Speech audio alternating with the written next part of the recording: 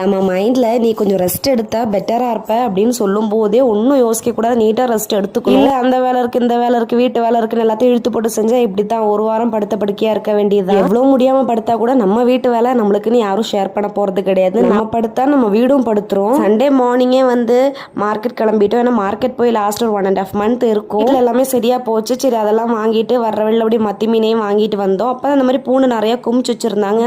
பூண்டு நல்லா வாடுற ஸ்டேஜில் இல்லாட்டி கெடு போகிற ஸ்டேஜில் இந்த மாதிரி ஆளுங்க கம்மி ரேட்டுக்கு வாங்கி நம்மளுக்கு ஒரு ரேட்டில் விற்பாங்க. அண்ட் இது நம்மளுக்கு கொஞ்சம் ப்ராஃபிட்டபிள் தான், பட் கொஞ்சம் கெட்டுமோர் பூண்டெல்லாம் இருக்கும். இது நான் என்ன பண்ணேன் நெக்ஸ்ட் vlogல உங்களுக்கு காட்டுறேன். வந்தோடனே முதல்ல மாவுக்கு ஆட்டை போட்டேன். ஏன்னா நெக்ஸ்ட் வீக்கில் மாவு இருந்தால் தான் கரெக்டாக இருக்கும். முன்னத்த மாதிரி ரொம்ப வேலையும் என்னால் செய்ய முடியல. அதுக்கப்புறம் தேங்காயெல்லாம் உடச்சி மசாலா அரைக்க ஆரம்பிச்சிட்டேன். மீன் குழம்புக்கு வறுக்கிறதுக்கு சைடில் பரட்டி வச்சுட்டு கேரளா ஸ்டைலே மீன் குழம்புக்காண்டி நான் மசாலா அரைச்சிட்டேன். அண்ட் குடம்புளி தீந்துருச்சுன்னு சொல்லி அங்கே இங்கே தேடி தேடி பக்கத்தில்